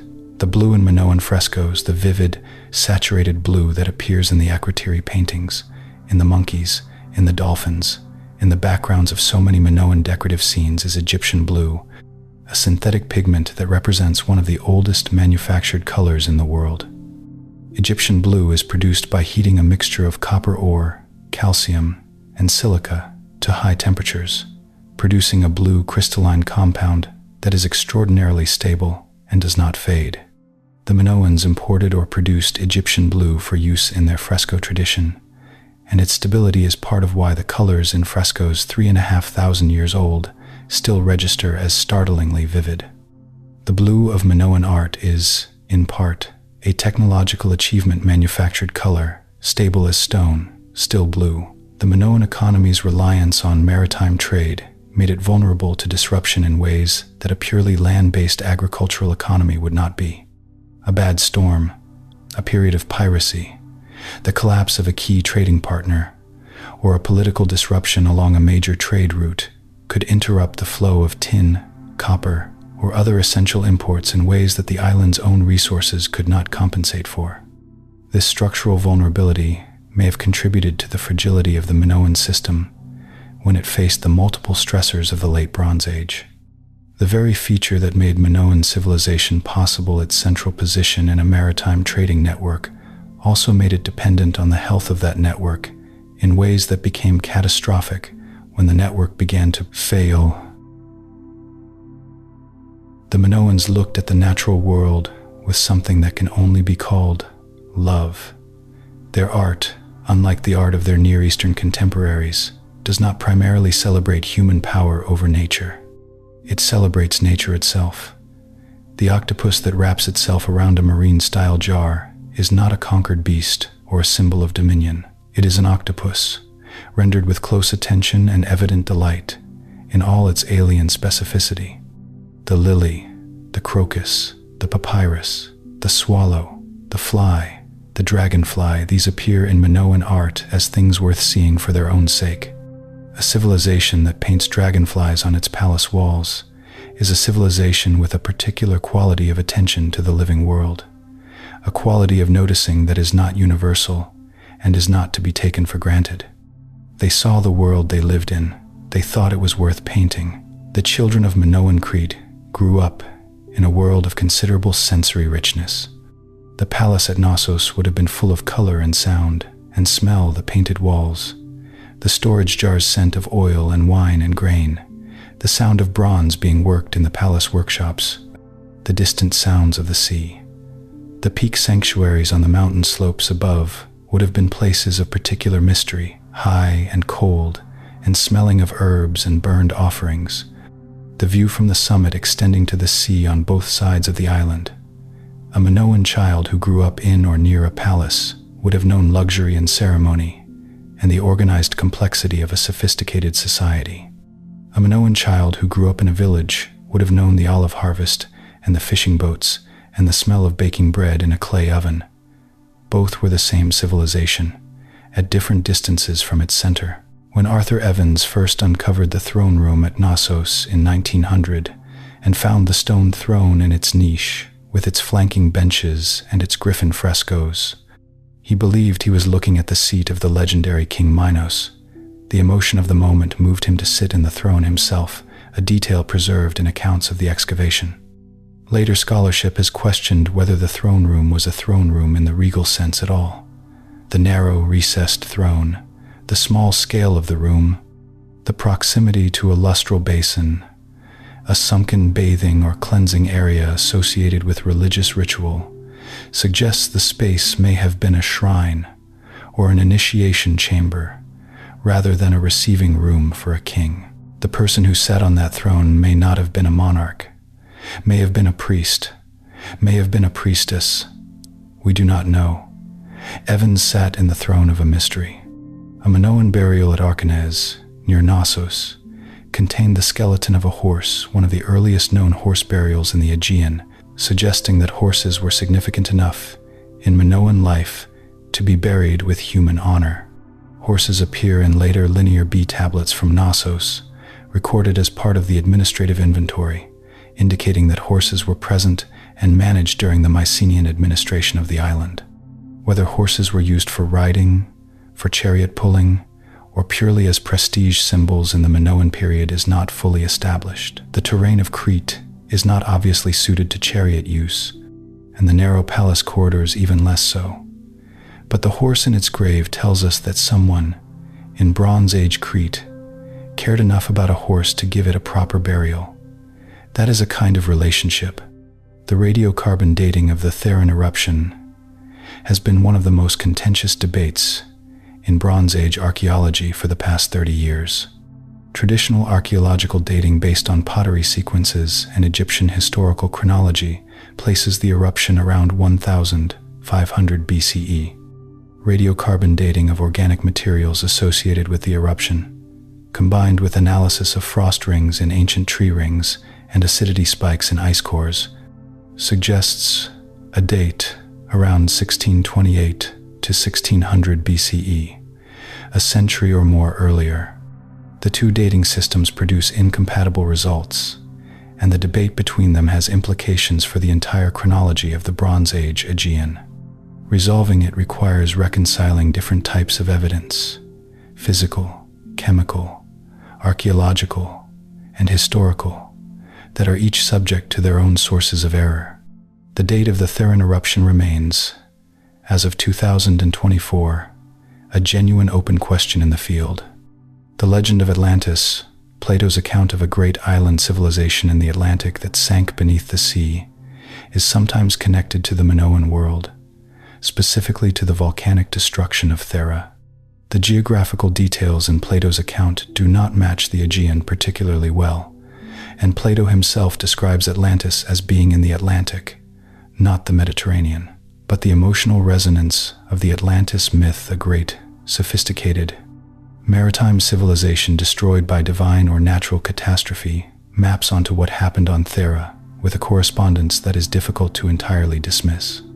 Whether or not Plato knew of the real Bronze Age events on Thera, the Minoan civilization is, in its arc, a genuine Atlantis story, a brilliant maritime world that reached its height, encountered forces it could not control, and retreated from the world it had inhabited so fully. The very last people who lived according to the Minoan tradition, who kept the old crafts, spoke the old language, told the old stories, lived and died on Crete, sometime in the centuries after 1200 BCE. During the long twilight of the Bronze Age collapse, they did not know they were the last. No one ever knows they are the last. They went about the business of surviving in a changed and diminished world, using what remained of the skills and habits they had inherited from a world that no longer existed. And when they were gone, what they knew went with them: the language no one else spoke, the stories that explained the symbols on the palace walls, the name they had always called themselves. The silence that followed them has lasted 32 centuries. The archaeology of Minoan Crete is in many ways the archaeology of what we cannot know: the unread script, the undeciphered language, the unnamed rulers, the unexplained collapse, the missing bodies from Akrotiri. The debate about every major question: governance, religion, social structure, the dating of the eruption, the nature of the Mycenaean transition. Unlike Egypt, where the written record gives us names and dates and royal histories, or Mesopotamia, where cuneiform tablets give us law codes and merchant records and royal correspondence, Minoan Crete gives us its beautiful objects and its unreadable texts, and leaves the rest to inference, argument, and the slow accumulation of physical evidence from the ground. It is a civilization that rewards patience and punishes certainty.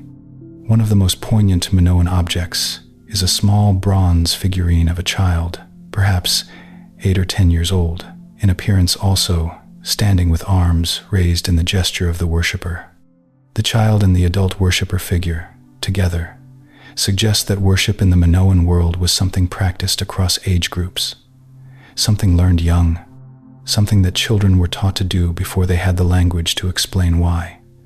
A Minoan child standing in a peak sanctuary with arms raised toward the sky, on a mountain above the sea, in the warm Aegean air, surrounded by the votive figures of everyone who had stood there before that image, contains something that 4,000 years of distance cannot entirely neutralize. The child was reaching towards something. We do not know what it was. We recognize the reaching. Minoan seal stones, among the most studied of all. Minoan artifacts were produced in a remarkable variety of materials and a remarkable density of imagery. A single lentoid seal of carnelian, perhaps 2 centimeters at its widest, might show a bull in mid-leap, a lion attacking a deer, a griffin in flight, or a ritual scene involving a goddess and her worshippers. The engraving of these seals required the use of a small rotary drill tipped with an abrasive material emery from the island of Naxos, or corundum, and the working time for a single elaborate seal has been estimated by experimental archaeologists at somewhere between 40 and 100 hours. A single object, the size of an almond. 100 hours of concentration. That investment of skill and time was not exceptional in the Minoan world, it was standard. The civilization that called itself by an unknown name, that lived on an island in the middle of the sea, that traded with Egypt and painted monkeys and built palaces without walls and wrote in a script no one can read. That civilization is also, in a meaningful sense, the beginning of something that is still unfolding. The Greeks who inherited Minoan artistic traditions and mythological memories passed them on to Rome. Rome transmitted them to medieval Europe. Medieval Europe transformed them into the Renaissance. The Renaissance became the modern world. At some remote point in that long chain of transmission, woven into the fabric of what European civilization has called beautiful and worth making and worth doing, there is a thread that begins on a Bronze Age island with a painter who chose to cover a wall with leaping dolphins because they seemed, simply, worth painting. We are downstream of that choice, and it is still in the water. The Minoans did not think of themselves as a chapter in someone else's story. They were the story, the whole thing, the center of it, the civilization that mattered, the world as they knew it. The ships in their harbors were not background setting. They were the main event. The olive oil in their storage jars was not a detail. It was wealth and power and daily life. The painted walls were not decoration. They were an account of what the world was and who they were in it. They lived fully inside their own moment, in the way that every generation lives fully inside its own moment, unable to see what will come after, carrying only what was before. They were present in their lives the way we are present in ours, wholly, incompletely, with all the certainty of people who cannot see outside the frame they are standing in. What we have lost in the disappearance of the Minoans is not merely a set of artifacts or an archaeological site or a chapter in a textbook. We have lost an entire way of perceiving the world the way that those specific people in that specific place, in that specific period, organized their understanding of what existence was and what it required of them. Their myths are gone. Their poetry, if they had it, is gone. Their music is gone. Their philosophy, their humor, their ordinary conversations, their arguments, their moments of grief and joy and wonder, all of it is gone, locked in an unread script, or simply vanished into the air, where it was spoken and never written at all. What remains is the physical trace of people who thought and felt and cared, and the knowledge that the thinking and feeling and caring happened is, perhaps, the most important thing. The flowers painted on Minoan walls are botanically identifiable. The lilies are lilies. The crocuses are crocuses. The iris is an iris, painted with enough precision that scholars can identify it as Iris unguicularis, native to the Mediterranean. The attention to botanical accuracy in Minoan fresco painting, at a time when most ancient art was highly stylized and not concerned with naturalistic representation, reflects a quality of observation that is also evident in the marine imagery, in the animal depictions, in the human figures. The Minoan painter who rendered a specific iris on a plaster wall in 1600 BCE had looked at that iris carefully enough to know its particular form, its particular color, its particular way of standing in the light. That kind of attention is a form of love, directed at the specific, actual world. The continued archaeology of the Minoan world proceeds on multiple fronts simultaneously. Traditional excavation continues at major and minor sites across Crete and the Aegean. LiDAR survey, aerial laser scanning that can detect buried structures beneath vegetation and soil, has revealed previously unknown Minoan period sites and settlement patterns. Isotope analysis of human remains from Minoan cemeteries is revealing information about diet, health, and migration, including whether the people who became the Minoans came to Crete from elsewhere, or developed from the Neolithic population already present. Ancient DNA analysis is beginning to offer information about the genetic relationships between Bronze Age Aegean populations. Each of these approaches adds a different kind of resolution to the image. The Minoans are becoming, decade by decade, slightly more visible. The silence is not absolute, it has gaps. The Minoan practice of vessel offering, the ritual smashing of fine pottery at peak sanctuaries and in cave settings, tells us something important about how the Minoans understood the relationship between objects and divine power.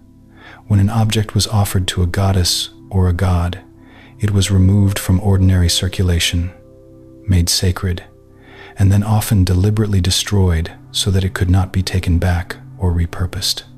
The sheer quantity of smashed vessels at Minoan peak sanctuaries, thousands of fragments at a single site, represents an enormous investment of craft production dedicated entirely to destruction. The potter who made the fine Kamares cup knew it would be broken. The breaking was the point. What reached the divine power was not the object itself, but the act of giving it up without reservation. The fig tree had special significance in Minoan life, and possibly in Minoan religion. Figs, along with olives, grapes, and grain, were a primary agricultural product of Bronze Age Crete, and fig trees appear in Minoan fresco imagery and among the material culture of peak sanctuaries. The fig tree is self-seeding, produces 2 crops a year, grows in rocky terrain unsuitable for other cultivation, and provides a sweet, high-calorie food that dries well for winter storage. For a Mediterranean island civilization, the fig tree was a quietly essential resource, not as glamorous as the olive or the vine, but deeply woven into the fabric of survival. A Minoan farmstead without a fig tree in its courtyard would have been unusual. The taste of a dried fig in winter is the taste of summer extended, time preserved in sweetness. The Minoan harbor town of Knossos, on a small island just off the eastern coast of Crete, was one of the most important early Minoan sites and produced some of the finest gold jewelry of its period. The gold work from Knossos diadems, pins, pendants, and leaf-shaped decorations represents the earliest flowering of the Minoan goldsmith's art, dating to approximately 2500 BCE, centuries before the palace system began. The graves at Knossos were communal family tombs used over multiple generations, with the remains of the dead accompanied by their finest possessions.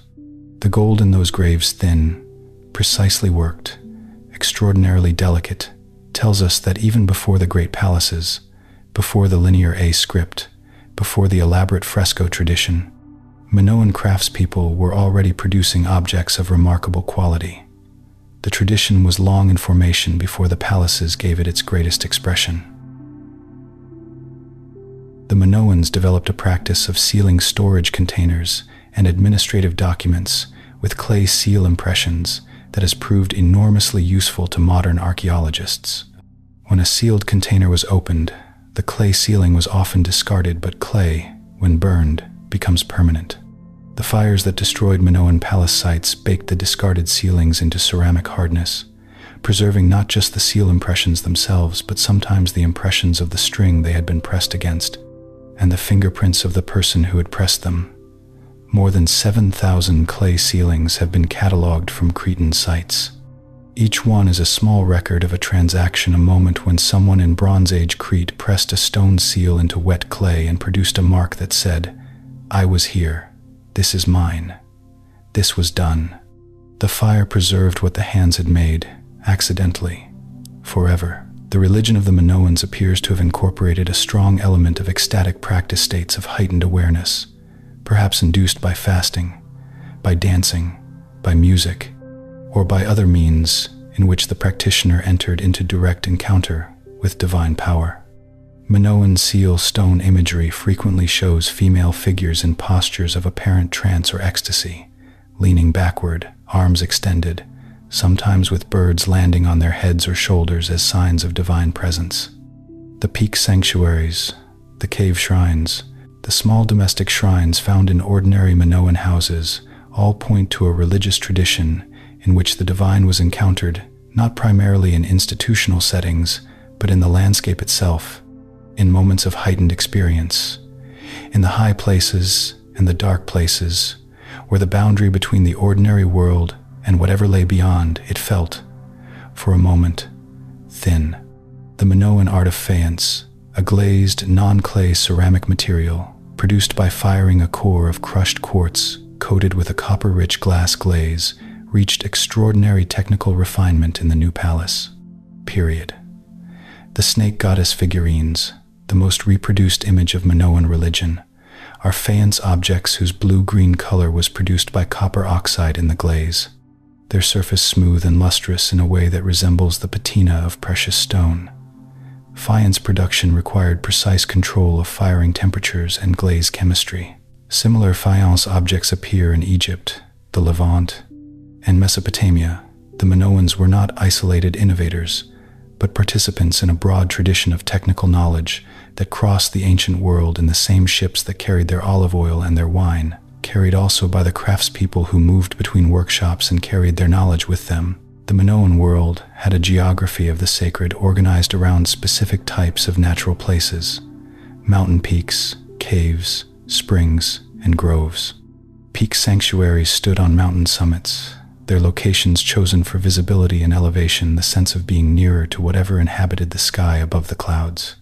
Cave sanctuaries used the earth's interior dark, enclosed, dripping with cold water, smelling of limestone and damp stone as a space of encounter with the powers below. Spring sanctuaries honored the places where water emerged from the rock, marking the boundary between the underground world and the surface.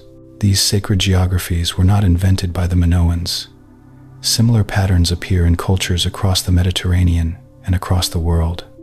But the Minoan version of this ancient human instinct to mark the places where the world seemed thinner and the distance to something larger seemed shorter was elaborated with care and consistency across the whole island. The question of what the Minoans wore has been partially answered by the frescoes. Women in Minoan imagery typically appear in elaborate flounced skirts layered, often in multiple colors, sometimes with decorated borders paired with fitted bodices. Men typically appear in loincloths or short kilts. The elaborate hair arrangements of both sexes have already been noted. The overall impression, vivid colors, fitted shapes, considerable attention to the surface decoration of garments, is of a culture that invested heavily in clothing as a form of communication about identity, status, and participation in social and ritual life. The Minoan weaver, working at the loom on a Cretan hillside, was making garments that would appear on palace walls long enough to outlast the palace by 3,000 years. She could not have known that. She was simply doing her work with care. The island of Psera, in the Gulf of Mirabello in eastern Crete, was a small Minoan harbor town on a small island in a large bay, a natural waypoint for maritime trade moving along the eastern Cretan coast. The town shows evidence of craft production, including bronze working and pottery manufacture, and its harbor would have seen ships from other Cretan sites, from the Cyclades, and from the eastern Mediterranean. Psera was destroyed around 1450 BCE, in the same wave of destruction that ended most Minoan sites. What remains today, low walls, streets, the foundations of houses that once overlooked a harbor still used by local fishermen, is a small, specific, human-scaled record of ordinary Minoan maritime life. The site is rarely visited. The sea around it is very blue. The walls are very low. It takes imagination to hear the noise that was once there. The final chapter of Minoan cultural presence in the archaeological record involves not an abrupt ending, but a gradual dissolution, a slow blending of Minoan and Mycenaean material culture in the late Bronze Age that makes it increasingly difficult to say where one tradition ends and the other begins. Pottery styles merge. Fresco iconography combines elements from both traditions. Administrative records switch from linear A to linear B, but continue managing the same agricultural resources. The Minoan tradition did not die suddenly. It was absorbed, transformed, and contributed its elements to the cultural inheritance of the Mycenaeans, and through them to the Greeks. Surviving changed beyond easy recognition in the substrate of everything that came after. Civilizations do not end cleanly. They become other things. What they were persists in what those other things are. The archaeologist Spiridon Marinatos, who began the excavation of Akrotiri in 1967, had spent decades theorizing about the relationship between the Theran eruption and Minoan decline. He came to the site with a hypothesis and found, in the first season of work, the preserved Bronze Age town that confirmed his instincts about where to look. He did not survive to complete the work. He died in 1974 when a section of a wall at Akrotiri collapsed, and he was buried at the site where he had made his greatest discovery. His death at the place of his life's work has a particular quality not of tragedy exactly, but of completion. The Akrotiri excavation continues under different directors. The town he found is still being uncovered, room by room, fresco by fresco, in the slow archaeology of a civilization that was buried in a single catastrophic mourning. The Minoans maintained what can only be described as a system of shared aesthetic standards, a visual vocabulary, a set of conventions about what good work looked like and how it should be made, that operated across the island and across different media simultaneously. The same proportions, the same palette, the same approach to depicting bodies in motion appear in frescoes, in seal stone engravings, in gold work, in faience, and in ceramic painting. This consistency could only have been maintained through systems of training, through the movement of craftspeople between workshops, and through the authority of a cultural tradition that defined quality in specific, transmissible terms. The Minoans did not all independently arrive at the same vision of beauty. They learned it, taught it, and maintained it across generations, a living inheritance passed from hands that knew to hands that were learning. The storage magazines at Knossos' long, narrow rooms lined with rows of enormous pithoi are among the most evocative spaces in the entire palace complex. The jars, some of them 2 meters tall, are still in place in their rows, standing where they were left when the palace was abandoned. They are empty now, but the shapes of them, round-bellied, wide-mouthed, decorated with rope pattern relief bands that both decorated and helped with grip, are the shapes of serious storage, the shapes of a society that understood that survival required keeping more than you needed right now. Imagine being a palace administrator in 1600 BCE, walking those magazines with a clay tablet and a reed stylus, counting jars, making notes, managing the surplus of an entire island. That work was not glamorous. It was the work that made everything else possible. The relationship between Minoan Crete and the island of Cyprus was one of the most important economic connections of the Bronze Age Mediterranean. Cyprus was the primary source of copper in the ancient Aegean. The word copper itself derives from Kypros, the Greek name for the island, and the large, flat copper ingots, known as oxhide ingots, shaped to resemble an oxhide spread flat, were the standard unit of copper exchange across the Bronze Age world. Minoan traders and ships were deeply involved in the transport of Cypriot copper to the Aegean and the Near East. When the Bronze Age trading network failed in the late 13th century BCE, one of the factors was the disruption of this copper trade. Without copper, bronze production stopped. Without bronze, the tools and weapons and fittings that maintained the palatial economies could not be made. The collapse was material before it was anything else. The Minoans kept doves, and doves appear in Minoan religious imagery with a frequency that suggests they were considered sacred birds, messengers, perhaps, or embodiments of the goddess, or simply creatures whose association with fertility and peace made them appropriate to religious contexts. Clay dove figurines and painted dove imagery appear at peak sanctuaries and in domestic shrine assemblages. A large faience model of a dove, wings outstretched, head raised, was found in the palace at Knossos. Doves are hardy, adaptable, affectionate birds, easily kept, whose quiet cooing is one of the most reassuring sounds of the Mediterranean countryside. Whatever the Minoans believed about them in a religious sense, they were also simply pleasant to have around.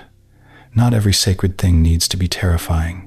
The construction technique of the Minoan palaces incorporated a specific approach to stairs and multi-story architecture that reflects sophisticated understanding of load distribution and building stability.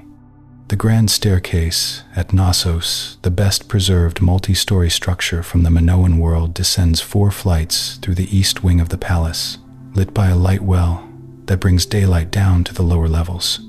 The staircase was built with gypsum treads and supported by timber columns. The columns characteristically Minoan in their tapered form, wide at the top, narrowing toward the base, painted red against a black lower wall.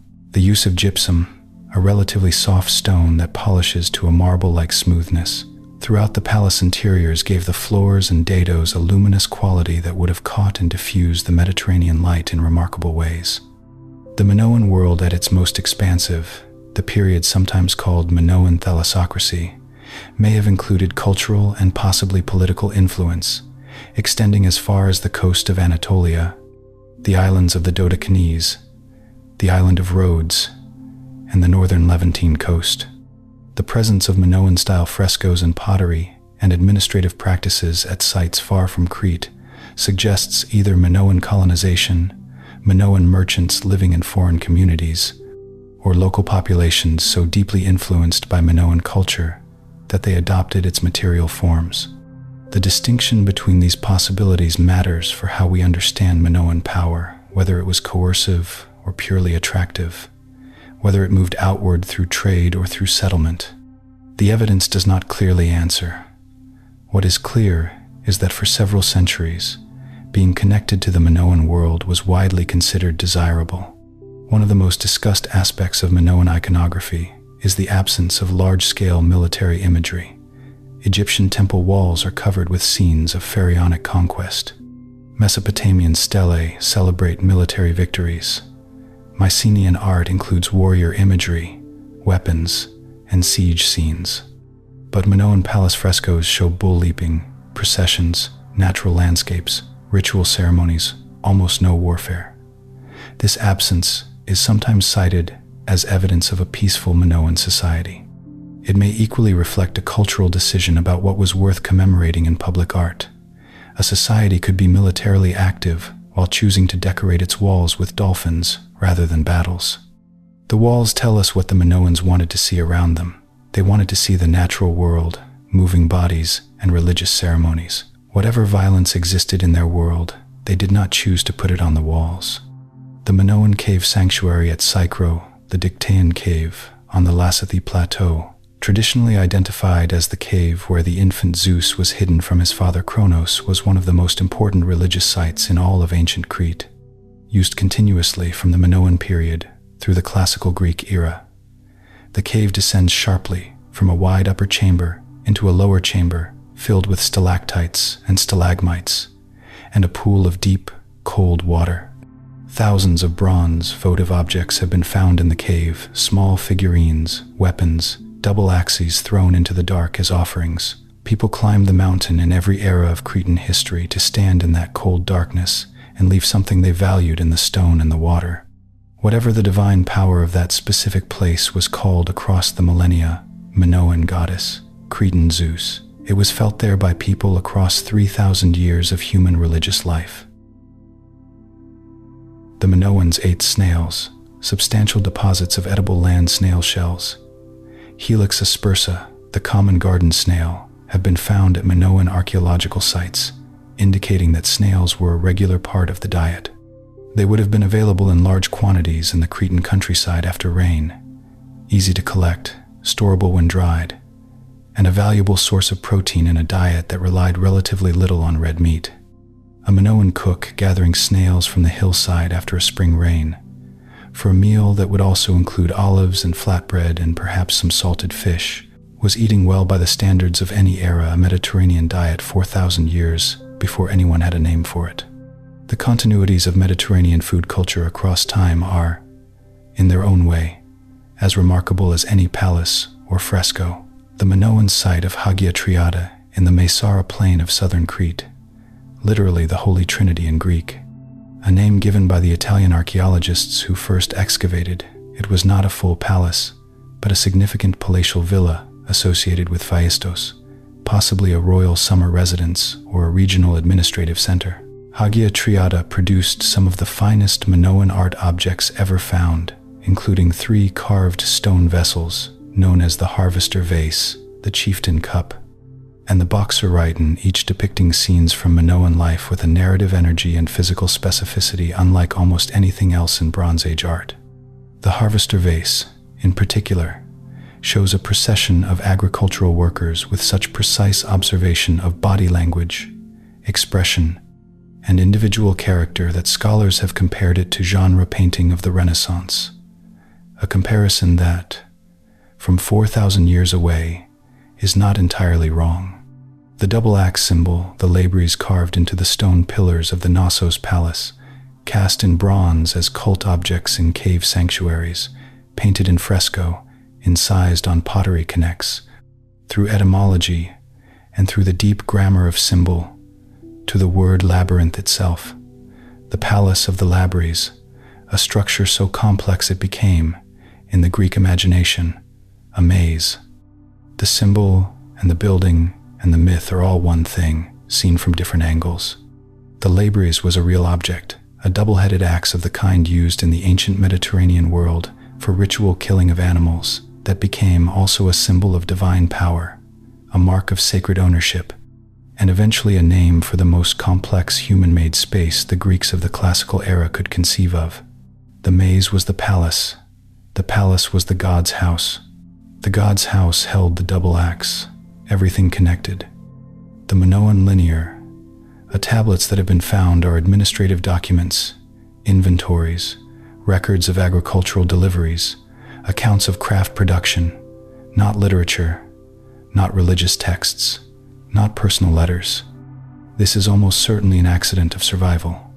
Clay tablets baked by fire are preserved, while clay tablets that were dried in the sun and intended as temporary records were simply not preserved. The Minoans almost certainly had other uses for writing beyond palace administration. Whether they recorded myths, poetry, religious hymns, historical narratives, medical knowledge, or anything else is entirely unknown. We have their accounting ledgers. We do not have their stories, except as the stories we reconstruct from the objects. Imagine finding a civilization's entire written legacy and discovering it consists entirely of receipts. That is, in a sense, what we have. The receipts are real, the rest is silence. The Minoans processed purple dye from the murex sea snail, a marine gastropod whose mucus glands produce a chemical compound that, when exposed to sunlight and air, produces a vivid and extraordinarily stable purple color. The production of murex purple is labor-intensive and unpleasant. Large quantities of snails must be collected, their glands carefully extracted, the compound processed in conditions that produce a powerful and persistent smell. But the color produced was considered so precious in the ancient Mediterranean world it was worth more than gold by weight in some periods that the labor was considered worthwhile. Deposits of crushed murex shells at Minoan coastal sites indicate that Crete was a center of purple dye production. The Minoan garments that appear in frescoes with their vivid colors may have included genuine purple, real Tyrian purple, the color of royalty and ritual and enormous expense. The Minoans built round communal tombs tholoi in the Messara plain of southern Crete that were used for centuries by extended family groups.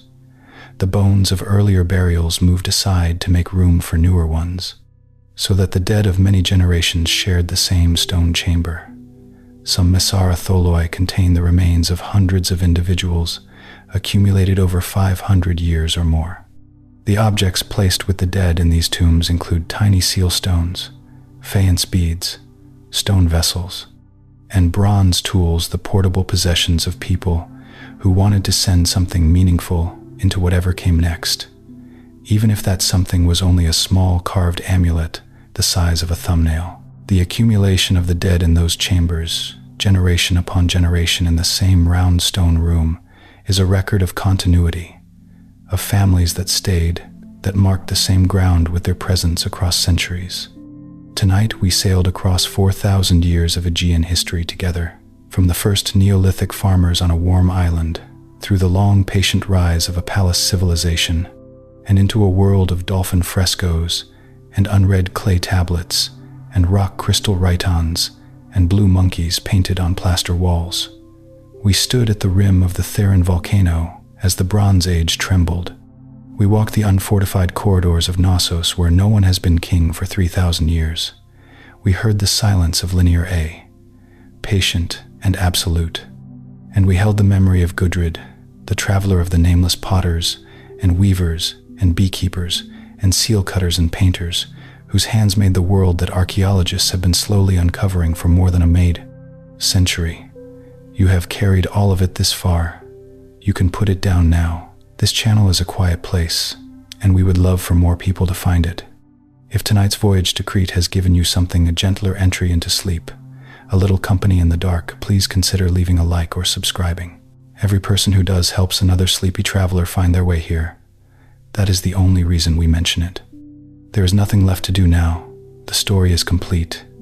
The palaces are quiet under their grass.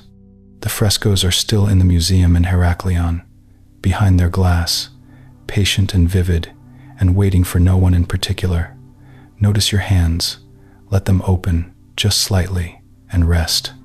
Notice the weight of your body against whatever is beneath you, the full, ordinary weight of you, held up, supported, requiring nothing more from you than this. Let your chest rise and fall without effort. Let the next breath come on its own. The Mediterranean is very old tonight. It has been moving against stone shores since long before the Minoans painted their first dolphin on a plaster wall, and it will still be moving when the last memory of that painting has finally dissolved. That continuity, the sea that was there before civilization and will be there after, is not frightening. It is the most restful fact there is. The world is large and old and going on, and you are allowed to be small and still inside it. Sleep well, and good night. Attention, and it has been honored by that attention, and now it is time to let it rest. You are allowed to sleep now. Sleep well, and good night.